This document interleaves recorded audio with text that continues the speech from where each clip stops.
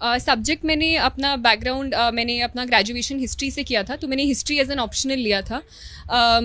घंटों की बात है या फिर टाइम की बात है तो काफ़ी एक डिमांडिंग एग्ज़ाम तो है, क्योंकि सिलेबस काफ़ी ज़्यादा है, 3 स्टेजेस होते हैं, हर किसी की अलग डिमांड होती है, तो टाइम तो काफ़ी लगता है, पर हर किसी का अपना अपना अलग रहता है। तो कभी मैंने ऐसे घंटे काउंट नहीं करने की कोशिश की, ये कोशिश करती थी कि जब पढ़ रही हूँ तो वो क्वालिटी टाइम हो, कि उसमें टाइम ना वेस्ट हो।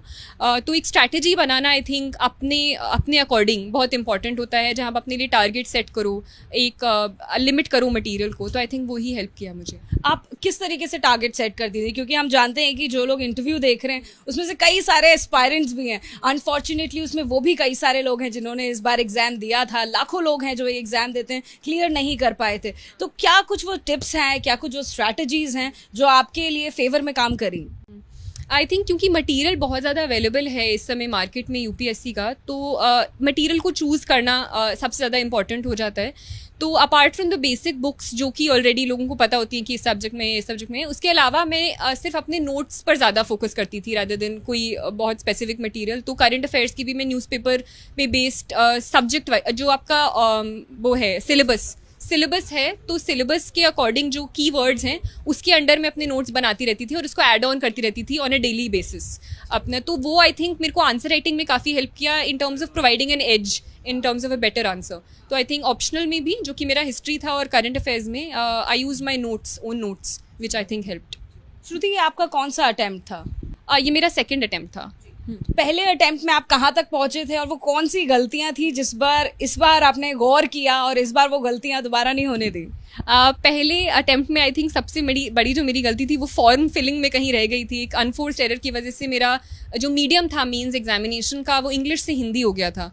तो मुझे वो अराउंड 7 पेपर्स हिंदी में लिखने पड़े थे 3-3 घंटे के। तो वो एक मेजर इशू था, जिसकी वजह से मैं 1 मार्क्स से रह गई थी इंटरव्यू कॉल के लिए। केवल 1 नंबर से रह गए थे? गई थी। तो इसलिए मुझे लगा कि आई थिंक अगर मैं इंग्लिश में करूंगी इस बार और थोड़ा अच्छे से करूंगी तो उम्मीद है कि एक अच्छी रैंक इस बार आ पाए। इंटरव्यू आपका कैसा गया था? इंटरव्यू एक्चुअली मुझे लगा था अच्छा जाएगा, मॉक्स भी अच्छे जा रहे थे, पर मैं इंटरव्यू के बाद इतनी खुश नहीं थी और मेरे कुछ दोस्त और मम्मी पापा आए थे, तो मैं आकर इनफैक्ट रो दी थी इंटरव्यू के बाद। इतना ऐसे क्या सवाल आपसे पूछ लिए गए थे? मुझे लगा था कि थोड़ा फैक्चुअल बेस्ड हो गया था, मुझे थोड़ा कॉन्वर्सेशनल चाहिए था, तो इस मुझे मतलब वो मैं थोड़ा सेल्फ क्रिटिकल भी आई थिंक ज़्यादा हो गई थी और मुझे उम्मीदें शायद ज़्यादा थी। पर ये तो बाद में पता चलेगा कि कितने मार्क्स आए इंटरव्यू में, पर मैं इंटरव्यू के बाद थोड़ी मैं एप्रीहेंसिव थी कि शायद वो थोड़ा पुल डाउन। एक आध अगर सवाल आप बता दें हमें, क्या पूछे गए थे इंटरव्यू में? इंटरव्यू में काफ़ी कुछ ऐसे पूछा गया था, हिस्ट्री स्पेसिफिक चीज़ें पूछी गई थी। चंपारण सत्याग्रह, लॉर्ड मेयो का असैसिनेशन के बारे में पूछा गया था। उसके अलावा गवर्नेंस के बारे में क्वेश्चंस पूछे गए थे। मेरे स्कूल के बारे में, सरदार पटेल विद्यालय, उसके बारे में क्वेश्चंस पूछे गए थे।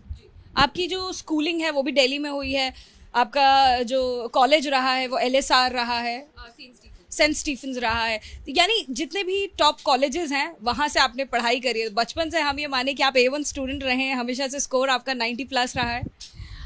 थैंकफुली आई मीन एक ऐसा इन्वायरमेंट हमेशा एक बहुत एक मेजर फैक्टर होता है आपका परफॉर्मेंस के लिए। तो आई थिंक शुरू से ही पेरेंट्स का वो, और मैं प्रिविलेज थी कि मैं दिल्ली में अच्छे स्कूल में गई, तो वो एक हेल्प किया एक अच्छे कॉलेज में घुसने में। तो वो एक कंटिन्यूस प्रोसेस होता है, तो हर चीज़ उसके अंदर एक मैटर करती है, ना कि सिर्फ मेरिट। तो यानी परिवार का भी एक बहुत बड़ा रोल होता है, जिस तरीके से अपब्रिंगिंग के साथ साथ जिस तरीके से पढ़ाई को टाइम दिया जाता है बचपन से। किस तरीके का आपका घर का एनवायरनमेंट रहा है, कैसे पढ़ाई को टाइम देते थे, माँ बाप कितनी मदद करते थे, क्या वो कभी स्ट्रिक्ट रहते थे कि श्रुति अब आपको पढ़ाई करनी है, ऐसा कभी हुआ? मम्मी तो शुरू से काफ़ी स्ट्रिक्ट रहती थी, तो वो आई थिंक एक मेजर फैक्टर रहा था। हमारे को थोड़ा शुरू में टाइम भी फिक्स्ड होता था कि आधे घंटे से ज़्यादा नहीं देखना है टीवी और ये है वो। तो शुरू से वो एक एनवायरनमेंट रहा है जिसने थोड़ा शेप किया वो एक पढ़ने के एनवायरनमेंट को। अब यूपीएससी की तैयारी जब आपकी करीबन 2 साल से, हम मान सकते हैं कि आपने 2 अटेम्प्ट्स अभी दिए हैं, तो 2 साल से आप करीबन यूपीएससी की तैयारी करें, तो इस दौरान अपने आप को क्या सोशल मीडिया से दूर रखते हैं या फिर सोशल मीडिया के लिए भी जगह बनाते हैं, बाहर घूमने फिरने के लिए भी जगह बनाते हैं? क्या टाइम ऐसे बैलेंस हो पाता है? हाँ, आई थिंक ये पर्सन टू पर्सन डिपेंड करता है। कुछ लोग कम्प्लीटली कट ऑफ करके ही फोकस कर पाते हैं, या ब्रेक ज़्यादा नहीं। मुझे पर्सनली ऐसा बहुत ज़्यादा मैं स्ट्रिक्ट अपना नहीं रखती थी। मैं सोशल मीडिया प्लेटफॉर्म्स पर थी, मैं ज़्यादा एक्टिव नहीं हूँ, but I use to be, मतलब सारे प्लेटफॉर्म्स पर थी मैं ब्रेक्स भी लेती रहती थी। तो आई थिंक मेरा पर्सनल स्टडी स्टाइल ऐसा ही था कि मैं पढ़ने के बाद मुझे चाहिए होता था कुछ ब्रेक, या फिर मैं जाती आती फ्रेंड्स के साथ भी। पर एक सॉर्ट ऑफ ब्रीदर चाहिए था। ब्रीदर के तौर पर क्या करते थे? ब्रीदर के तौर पर मैं मुझे पोएम्स पढ़ना पसंद है, मुझे पोइट्री सॉरी मुझे मूवीज़ देखना पसंद है, तो ये मैं करती हूँ। बाकी मुझे वॉक्स लेना बहुत पसंद है, तो जब भी मेरा मन करता था मैं वॉक लेने चली जाती थी।